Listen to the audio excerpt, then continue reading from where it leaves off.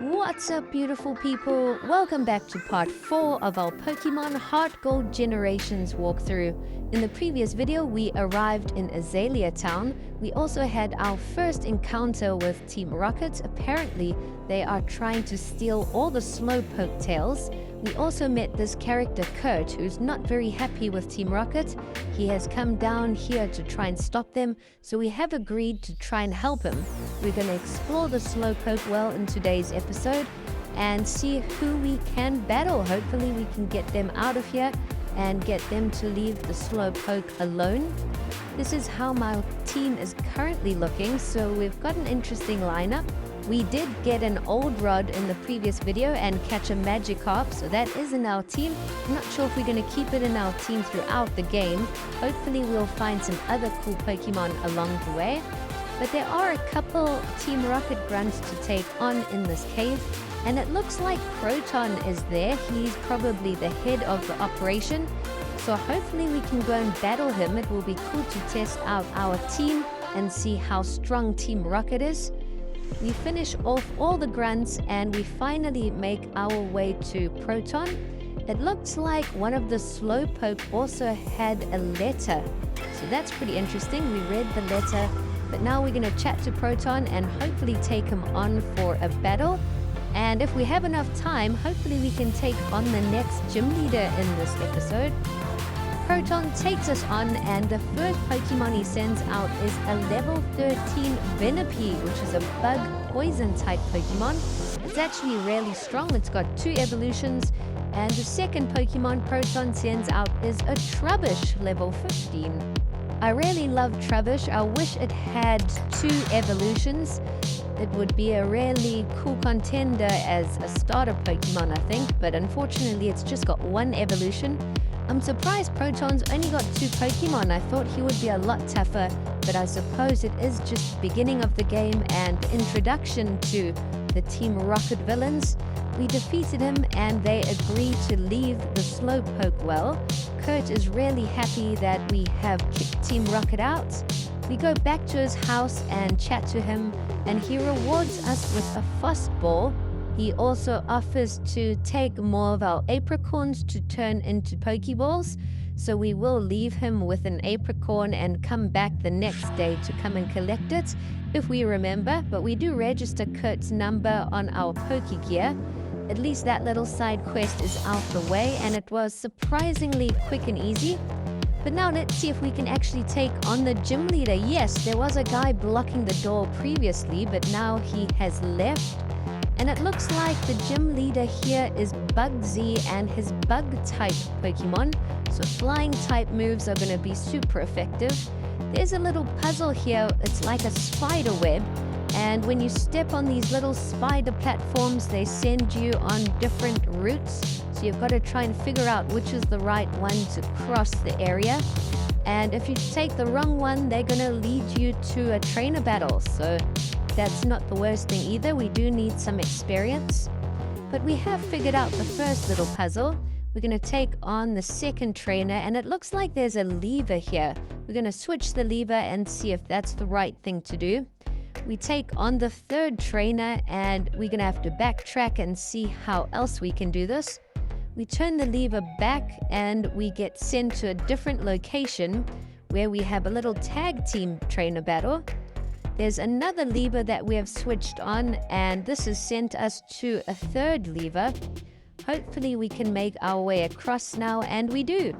It looks like we have reached Bugsy, and we're going to take on the second gym leader. Let's try and get this gym badge. Bugsy's first Pokemon is a fan favorite, a level 17 Scyther, and I must say that I am a big fan of bug-type Pokemon. I've been itching to do a playthrough using only bug types. I think it would be really fun, and there are so many cool bug type Pokemon that I actually like. But Scyther is a huge favorite. Everyone likes Scyther and Scissor, and it's even got a new evolution now with Cleaver. What do you guys think of the new evolution? Do you think Cleaver is equally as cool as Scissor? But now Bugsy has swapped Scyther out and swapped in Ladian. We have swapped in Noibat to knock out Ladian, and the next Pokemon that Bugsy sends out is Scyther, and we have sent out Geodude. We did catch a Geodude in the cave, and we have trained it up to level 17, and it just one-shotted Scyther, so it's a good Pokemon to keep in your team for Bugsy. If you are struggling against this gym leader, go and get yourself a Geodude or a Rock-type Pokemon. And the final Pokemon Bugsy has sent out is a level 15 Ariados.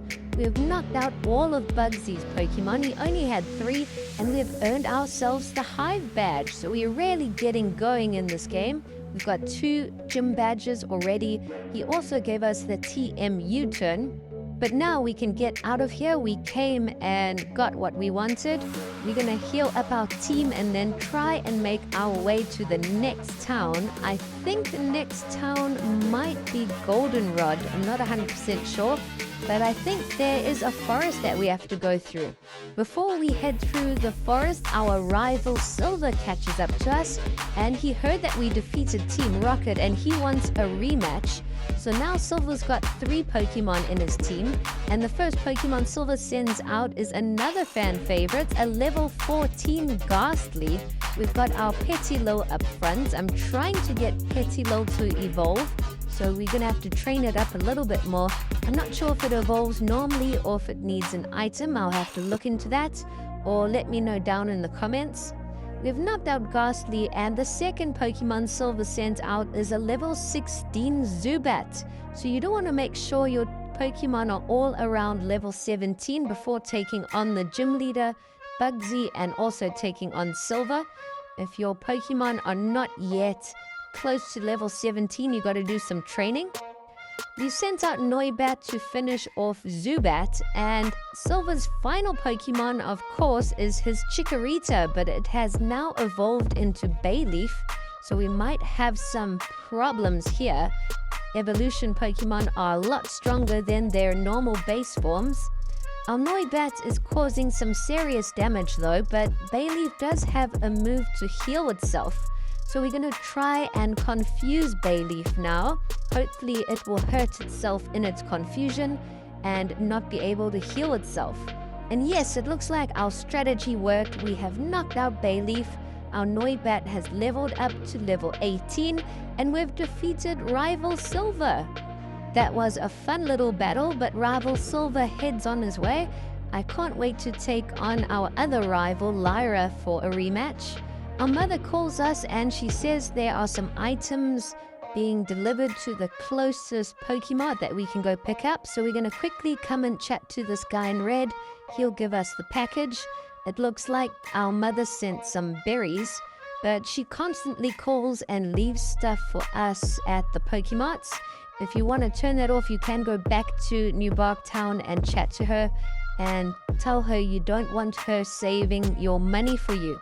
It will probably save you a lot of hassle. As you guys know, she has already called me about 20 times. But we've entered Ilex Forrest, and here we've got a little puzzle, and it's a fun puzzle. We have to help this guy catch a few Farfetch'd. And the only way to catch Farfetch'd is to catch them from behind. So you've got to try and figure out how to distract them to face a certain direction so that you can reach them from behind to catch them. We've just encountered a Combee, which is a really cool bug-type Pokemon. I believe if you catch a female Combee, it can evolve. The male form do not evolve. So it would be cool to try and catch a female and possibly add it to the team. But we've caught the first Farfetch'd, and now we're gonna make our way and try and find the next one. We picked up a Revive, and there are these broken sticks on the ground, and they make a noise. So that will change the direction Farfetch'd is facing. When he hears the noises, he will face it. So that's a part of the little puzzle. But I do love all the sound effects in this game. That is another thing I forgot to mention. I'm not sure if it's the same as in the base game, but the sounds are amazing. You hear all the steps. When you're close to water, you hear the water. They've really done a really good job with the sound effects. Unfortunately, you don't hear it in my game, but when you play it yourself, you definitely will. This last little Farfetch'd was a bit tricky, but we caught him in the end. We snuck up behind him. You do have to move him along all the way to the end area and try and distract him with that sound. Once you have returned both of the Farfetch'd, the guy will reward you with HM cuts. So we can cut through and make our way through to the next town. We did find a little shrine, and I believe that shrine might have something to do with Celebi. We'll have to come back later on in the game and see if we can encounter the legendary Pokemon.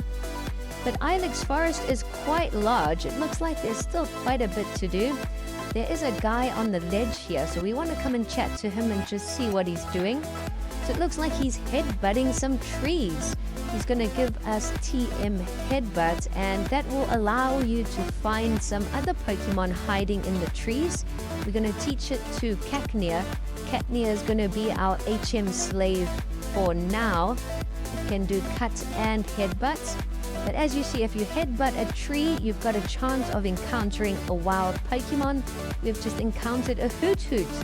I wanted to catch it, but unfortunately we one-shotted it.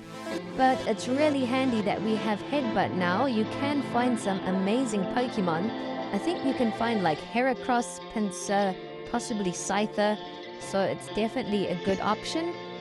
We did find a kimono girl here who was lost in the forest, and she needed some help. She didn't know which direction to get out of here, so we did help her. Our Petilo showed her the way. We'll probably bump into her again later on in the game. But we've also received another TM Taunt, TM12. Looks like we've reached Route 34. We're going to end things off here. Thanks for watching.